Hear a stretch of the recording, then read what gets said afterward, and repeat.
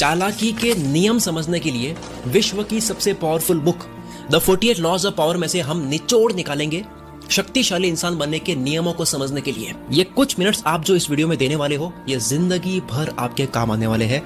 तो कान चालाकी के नियम समझने के लिए विश्व की सबसे powerful book the 48 laws of power में से हम निचोड़ निकालेंगे शक्तिशाली इंसान बनने के नियमों को समझने के लिए। ये कुछ मिनट्स आप जो इस वीडियो में देने वाले हो ये जिंदगी भर आपके काम आने वाले हैं।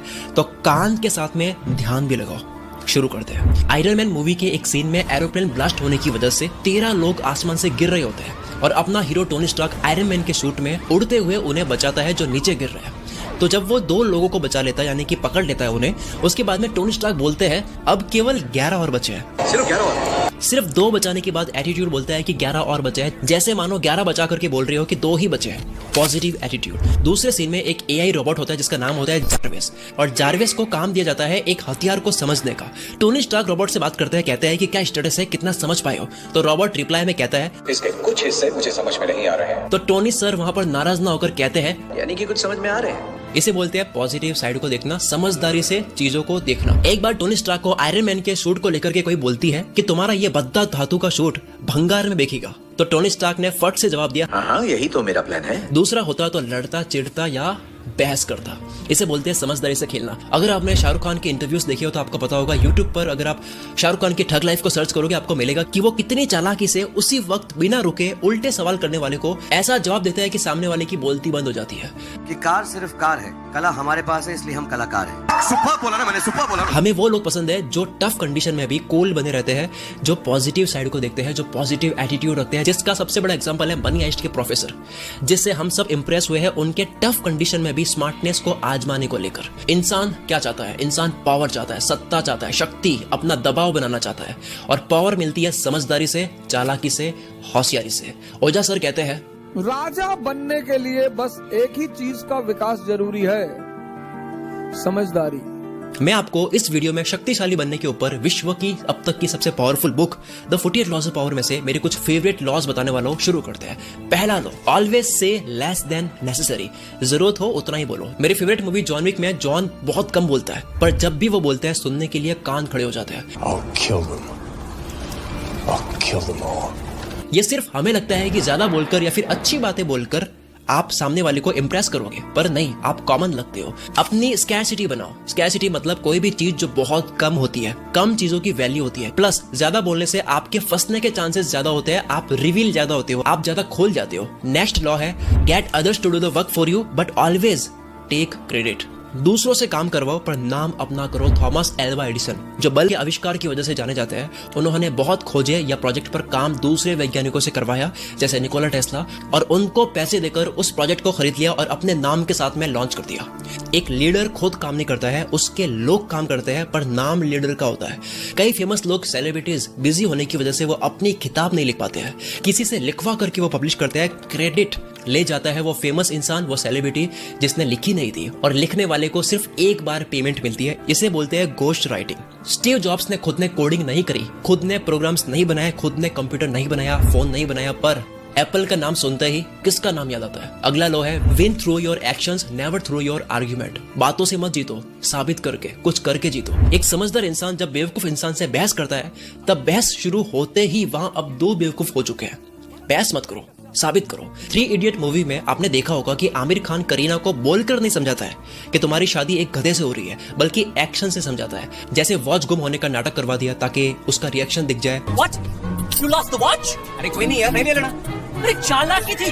शूज पर चटनी गिराई ताकि वो अमीरी दिखाए, प्राइस दिखा करके कितने के जूते थे। अरे $300 के शूज है। ये दुनिया बातों से नहीं मानती है, डेमो से मानती है। डेमो देना होता है। सर क्रिस्टोफर रेन इंग्लैंड के बहुत बड़े आर्किटेक्ट लंदन के टाउन हॉल के प्रोजेक्ट पर काम करते हैं, और जब वो बना करके पूरा तैयार कर देते हैं, उसके बाद में सिटी मेयर को दिक्कत होती है कि इस बिल्डिंग में यार पिलर्स नहीं है, जिसकी वजह से शायद ये नीचे गिर सकती है।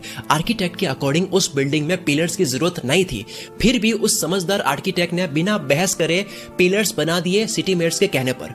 कुछ सालों के बाद में जब उस बिल्डिंग में रिनोवेशन का काम चल रहा था तो वर्कर्स ने देखा कि यार ये जो 2 पिलर्स है इनके ऊपर तो जोर आ ही नहीं रहा है, ये तो छत से अटैच्ड है ही नहीं, तो ये पिलर्स केवल शो के लिए क्यों लगाए गए। फिर हिस्ट्री में देखा तो पता लगा कि इस समझदार आर्किटेक्ट ने बिना बहस करे ये 2 पिलर्स सिटी मेयर्स के कहने पर लगा दिए थे, जबकि जरूरत नहीं थी। आर्किटेक्ट ने खुद के डिजाइन के साथ में कॉम्प्रोमाइज भी नहीं करा और सिटी मेयर के लोगों को भी नाराज नहीं किया। आप एक्शन से जीतो, शब्दों से नहीं। चालाकी का अगला नियम है learn to keep people dependent on you. लोगों को पूरी तरह से आप अपने ऊपर निर्भर कर दो। आप किसी के कितने ही काम आ जाओ, जब आपकी जरूरत खत्म हो जाती है उसके बाद में लोग बाप बनने लग जाते हैं या भूल जाते हैं आपको। ऐसे में हमेशा कोई एक चीज ऐसी रखो जो सिर्फ आपके द्वारा ही हो सकती है, या फ्यूचर में कोई एक चीज ऐसी हो जो सामने वाले के लिए सिर्फ आप ही कर सकते हो। वो कभी भी आपके ऊपर हावी नहीं होगा, जिसे बोलते हैं हाथी के दांत दिखाना। एक बारी ज्योतिष ने राजा को कहा कि 8 दिन बाद में रानी मर जाएगी, और वाकई में उसी वक्त यानी कि 8 दिन बाद रानी मर गई। राजा को शक हुआ कि इसने अपनी भविष्यवाणी को सही करने के लिए मारा तो नहीं है कहीं। राजा ज्योतिष से डरने लग जाता है कि ये एक दिन मेरे ऊपर हावी न हो जाए, इसलिए राजा ज्योतिष को मारने ही वाला होता है।